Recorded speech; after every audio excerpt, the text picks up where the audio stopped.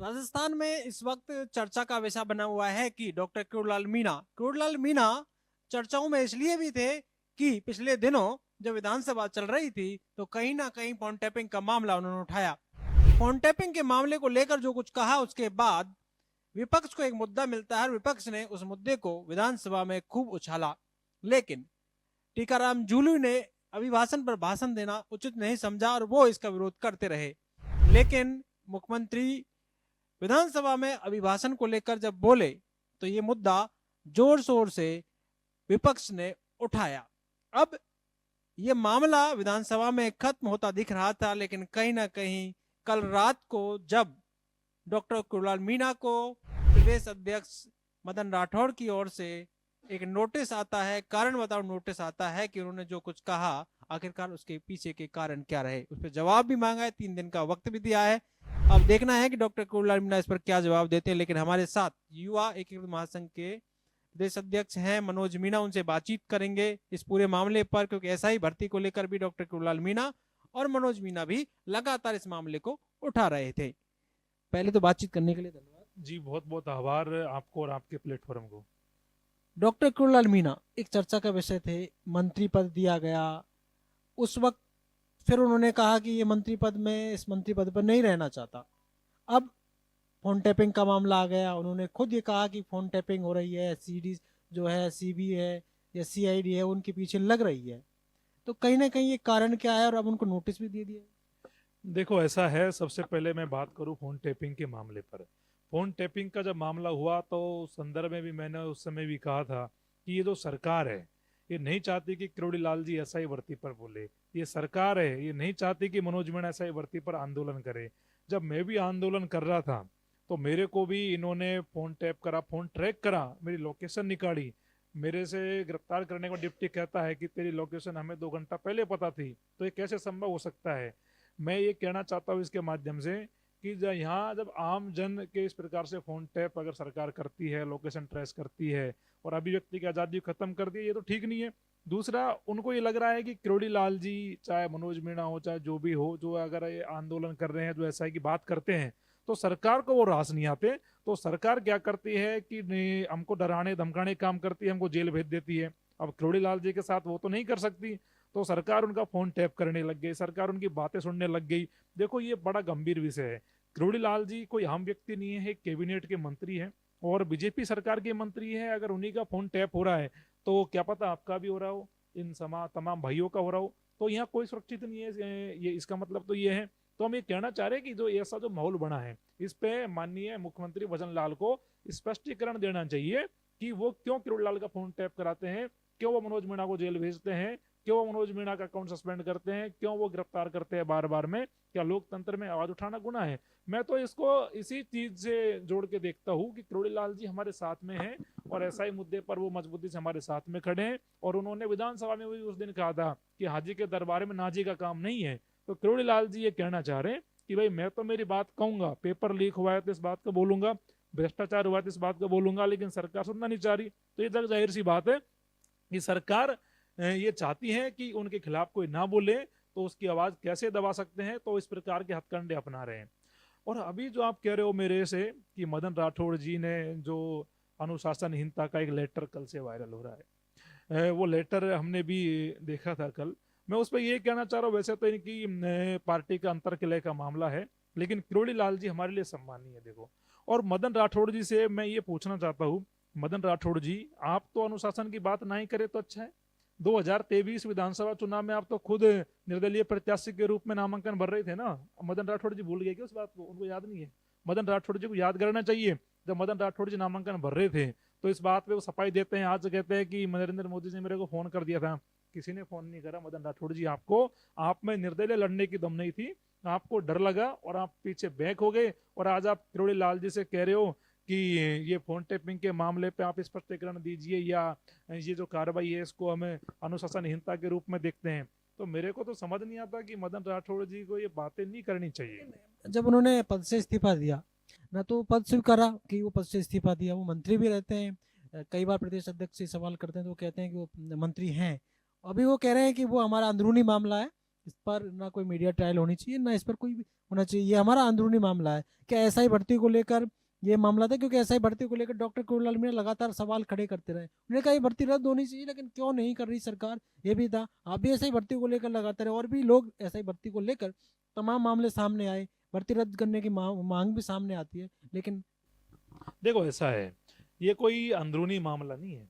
SI भर्ती, भ्रष्टाचार, आम जन के साथ समस्याएं अंतरकलह का मामला नहीं है, ये जनता का मामला है। और जनता के मामले पे किरोड़ी लाल जी बोल रहे थे, सरकार को रास नहीं आ रहा, और जिस प्रकार से सरकार उनकी आवाज दबाने का कार्य कर रही है।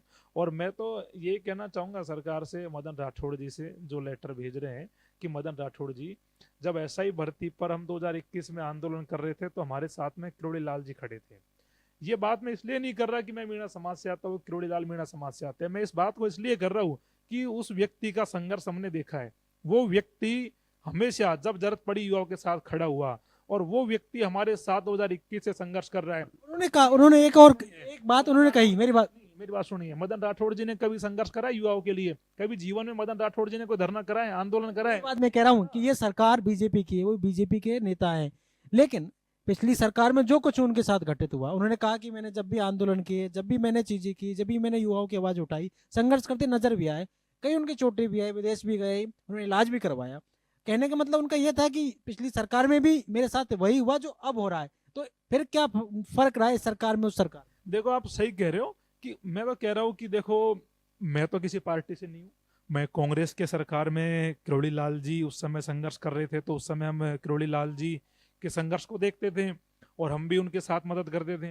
अब हम आज भी सड़कों पे, किरोड़ी लाल जी अब सत्ता में आ गए। लेकिन मदन राठौड़ जी को ये बात नहीं बोलनी चाहिए कि अगर आज उनकी पार्टी सत्ता में है तो वो किरोड़ी लाल जी की वजह से है। किरोड़ी लाल जी ने कितने धरने करे, प्रदर्शन करे, कितने आंदोलन करे, उसके बाद उन्हें सत्ता मिली। और मदन राठौड़ जी से मैं कहना चाह रहा हूँ कि आपकी सरकार को करीबन 1.5 साल तो होने को आगे, 3.5 साल और बचे।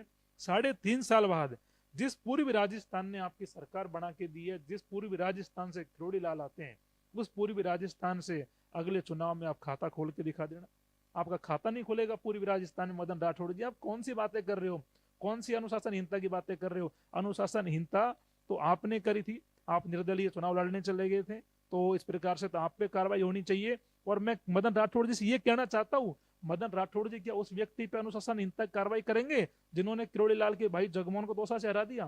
कौन है वो व्यक्ति, जानते हो क्या आप? खुद भजन लाल जी के ऊपर आरोप लगे थे कि भजन लाल जी ने जगमोहन को वहां से, उनकी जो पार्टी के प्रत्याशी थे, उनको चुनाव हरवा दिया। मदन राठौड़ जी में हिम्मत है तो भजन लाल जी को एक अनुशासनहीनता का लेटर भेज दे, क्यों अपनी पार्टी के प्रत्याशी को चुनाव हराया था उन्होंने? है क्या हिम्मत मदन राठौड़ जी में? मदन राठौड़ जी बातें करते हैं, बड़बोले बयान देते हैं, उससे ज्यादा कुछ नहीं है। संघर्ष कभी करा नहीं है, सब कुछ मिल गया थाली में सजो के, तो वो उनको पच नहीं रहा। मदन राठौड़ जी एक संघर्ष करने वाले व्यक्ति का अपमान कर रहे हैं, जिस व्यक्ति ने साइड क्या करोड़ी को साइड लाइन करने के लिए ये सारी चीजें? देखो ऐसा है कि उस व्यक्ति को दबाना चाहते हैं, उस व्यक्ति को ये एक प्रकार से दरकिनार करना चाहते हैं कि हम ताकतवर हैं और किरोड़ी लाल कुछ नहीं है। मैं कह रहा हूँ किरोड़ी लाल जी अगर नहीं होते तो मदन राठौड़ जी आप प्रदेश अध्यक्ष नहीं होते, भजन लाल जी मुख्यमंत्री नहीं होते, आपकी राजस्थान में बीजेपी की सरकार नहीं होती। ये सारी चीजें बोलने नहीं चाहिए। आप अभी तो 1.5 साल हुई है, आप अभी से बोलने लगिएगा इन बातों को। और मैं कह रहा हूँ किरोड़ी लाल जी हमारे लिए सम्मान का विषय है, और हम सम्मान करते हैं बाबा का। और सम्मान के पीछे का कारण ये है कि उस व्यक्ति ने गरीब, किसान, मजदूर, दीनहीन, पीड़ित, शोषित सबकी आवाज उठाई है, सबकी लड़ाई लड़ी है, और आज से नहीं बहुत लंबे समय से लड़ रहे हैं। मदन राठौड़ जी 2 बार के एमएलए, किरोड़ी लाल जी निर्दलीय सांसद रह लिए, कितनी बार के एमएलए रह लिए, राज्यसभा सांसद रह लिए, मंत्री रह लिए, और वो निर्दलीय भी रह लिए, एमएलए भी रह लिए, सांसद भी रह लिए। मदन राठौड़ जी का भी निर्दलीय एमएलए बन के दिखा दे, पता लग जाएगा ताकत। मदन राठौड़ कहें क्योंकि ऊपर से कहा गया कि भाई कारण बताओ फोन टैपिंग का मामला जो पार्टी की छवि, सरकार की छवि को कहीं ना कहीं नुकसान पहुंचा। तो सरकार की छवि का नुकसान इस बात से नहीं पहुंच रहा कि ऐसा ही भर्ती निर्णय नहीं कर रहे, भ्रष्टाचार पे कार्रवाई नहीं हो रही। जिन भ्रष्टाचार के मुद्दों को किरोड़ी लाल जी ने उठाया था और उस समय जिन पे आज तक कार्रवाई नहीं हुई, तो क्या पार्टी की छवि खराब नहीं हो रही? मैं ये कहना चाहता हूँ भजन लाल जी से, आपका सलाहकार कौन है मेरे को नहीं पता भजन लाल जी, लेकिन एसआई भर्ती के मामले पर आप जिस प्रकार से पीछे हट रहे हो, जिस प्रकार से आप भाग रहे हो, राजस्थान के युवाओं में आपके प्रति एक एंटी इनकम्पेंसी पैदा हो रही है, युवाओं में आपके प्रति विरोध पैदा हो रहा है। और युवाओं का भरोसा आपकी सरकार से हटता जा रहा है, क्योंकि आप युवाओं के साथ खड़े हुए नहीं दिखाई पड़ रहे। तो भजन लाल जी का विरोध तो यहाँ भी हो रहा है। यानी बोलेंगे कि भजन लाल जी छवि तो यहाँ भी खराब हो रही है, किरोड़ी लाल जी ने न्याय की बात कर दी तो छवि खराब हो गई। और अगर ये गलत काम करे, उन पे अगर कार्रवाई नहीं हो, जनता न्याय मांगे, तो उन पे छवि खराब नहीं होती। ये दोखली बातें हैं, ये इनको नहीं करनी चाहिए। और मैं तो यही कहूंगा आपसे, आज कह रहा हूँ, इस बात को रिकॉर्ड आप रखना आने वाले दिनों में, 2-3 साल बाद आप इस बात को चलाना कि जिस प्रकार से ये आज कर रहे हैं, जो रवैया अपना रहे हैं, अगर पूर्वी राजस्थान में बीजेपी खाता खोल जाए तो आप मनोज मीणा के इंटरव्यू फिर कर लेना बाद में बैठ के कि आपने एक बात कही थी। क्योंकि किरोड़ी लाल जी का देखो उधर वर्चस्व है, और जिस व्यक्ति ने इतने दिनों संघर्ष किया है उसको दरकिनार काम करोगे। उसको आपने मंत्री भी बनाया तो टूटा फूटा मंत्री बना दिया, आधा अधूरा विभाग दे दिया। जो व्यक्ति राजस्थान में अच्छा पद डिजर्व करता था, कम से कम उसे एक पूरा मंत्री तो बनाते हैं। आपने ना उन्हें पूरा मंत्री बनाया, तो वो व्यक्ति क्या करेगा? उसके जब काम नहीं होंगे तो उसकी पीड़ा होगी, तो यही कहेगा वो तो कि मैं तो इस्तीफा ही दे दूं इससे अच्छा। तो वो उनकी पीड़ा है। और मदन राठौड़ जी की ये कार्रवाई से मदन राठौड़ जी को सोचना चाहिए, किरोड़ी लाल जी के संघर्ष को इस प्रकार से अगर दरकिनार करते हैं, बीजेपी भूलती है, तो बीजेपी की गलती होगी। वैसे इनकी पार्टी का मामला है, लेकिन मैं तो युवाओं के नाते किरोड़ी लाल जी को देखता हूँ संघर्ष करते हुए। हमने साथ में संघर्ष करा है भ्रष्टाचार के मुद्दे पे, एसआई भर्ती पे, और अभी भी हम साथ में संघर्ष कर रहे हैं एसआई भर्ती के मुद्दे पर। तो हमारी भावना भी है कि जो व्यक्ति ने संघर्ष करा है उसका सम्मान हो, उसको मान सम्मान मिले और उसको अच्छा पद मिले और हर जगह उसकी वैल्यू हो। इस प्रकार करेंगे तो काम चलने वाला नहीं है। नरेश मीणा प्रकरण की बात कर लेते हैं। समझौता को लेकर पूरा प्रकरण रहा, चर्चाओं में वैसे रहा। अब 25 फरवरी को एक घेराव हो रहा है, क्या आप लोग उसमें शामिल रहेंगे? क्योंकि एक बड़ा घेराव यहाँ देखने को मिलेगा। जिस तरह से लगातार ये चर्चाएं हो रही हैं समझौता के मामले को लेकर, न्याय की बात लगातार की जा रही थी, वहां पर न्यायिक जांच की मांग कर रहे थे, लेकिन अभी तक ऐसा कुछ हुआ नहीं। देखो ऐसा है, अभी तक सोशल मीडिया के माध्यम से ही मैंने सुना है कि 25 तारीख का घेराव की बातें चल रही है। बहुत ज़्यादा अभी मेरे को उस बारे में क्लियरिटी नहीं है, लेकिन मैं तो इतना ही कहूँगा कि समरावता के गांव के लोगों को न्याय मिलना चाहिए और सरकार को न्याय कराना चाहिए। और नरेश बहुत लंबे समय से जेल में है। और सरकार मेरे को ये बताए कि एक थप्पड़ कांड में इतना लंबा समय तक उसे जेल में रखा हुआ है, तो ये क्या न्याय उचित है? ये न्याय उचित नहीं है। सरकार को अब जिस प्रकार से अगर इसकी आवाज दबाने का काम कर रहे हैं वो ठीक नहीं है। वो एक निर्दलीय प्रत्याशी के तौर में चुनाव लड़ रहा था, 60,000 वोट भी उसके आए हैं, और एक प्रत्याशी के रूप में, एक नेता के रूप में इस प्रकार से उसकी आवाज नहीं दबानी चाहिए। और आने वाले दिनों में सरकार अपनी तरफ से टांग नहीं अड़ाए। और मेरा तो ये मानना है कि मैंने आपसे पहले भी कहा था, मैं आज भी कह रहा हूँ और मैं आगे भी कहूंगा कि नरेश का जो थप्पड़ है वो किसी एसडीएम के ऊपर नहीं है, वो सिस्टम के ऊपर है। अगर सिस्टम किसी व्यक्ति की आवाज को दबाने का काम करेगा तो स्वाभाविक सी बात है कि चीजें रिवर्स में आती है। तो वो सिस्टम की छेड़छाड़ थी, तो सिस्टम का एक हस्तक्षेप था चुनाव में। जिस प्रकार से चीजें हमारे सामने आई थी, मैं ऐसे मान के चलता हूँ कि चीजें आने वाले समय में किसी भी अधिकारी को नहीं करनी चाहिए, किसी भी सरकार को नहीं करनी चाहिए। चुनाव तो हर 5 साल में होते हैं, लेकिन सामाजिक समरसता नहीं बिगड़नी चाहिए, सामाजिक सद्भावना बनी रहनी चाहिए। और मेरा तो यही मानना है कि जल्दी सरकार नरेश को रिहा करे। और अभी जो आप कह रहे हो विधानसभा घेराव की बात को 25 तारीख को, मैंने अभी उसके बारे में सुना ही है। बहुत ज़्यादा जानकारी तो नहीं है, लेकिन जल्दी अगर जो साथी हैं उनसे बातचीत करके देखेंगे आगे वो क्या कर रहे हैं, कैसे रूपरेखा बना रहे हैं, क्या उनकी रणनीति है, तो उसके बाद इस पे कुछ बोलेंगे कैसे कर रहे हैं। तो ये थे हमारे साथ मनोज मीणा, जिन्होंने डॉक्टर किरोड़ीलाल मीणा के लिए कहा कि डॉक्टर किरोड़ीलाल मीणा व्यक्ति हैं, संघर्ष के पर्याय हैं, और लगातार उन्होंने संघर्ष किया। ये सरकार जो आई है, डॉक्टर किरोड़ीलाल मीणा का जो संघर्ष था उसके बलबूते आई है। कहीं ना कहीं डॉक्टर किरोड़ीलाल मीणा के लिए कारण बताओ नोटिस देना और जो कह रहे हैं फोन टैपिंग का मामला बड़ी बात है, और कहीं ना कहीं इस पर सोचना चाहिए, और आने वाले वक्त में बीजेपी को इससे नुकसान हो सकता है। पॉलिटिकल पंचायत के लिए जयपुर से दशरथ सिंह,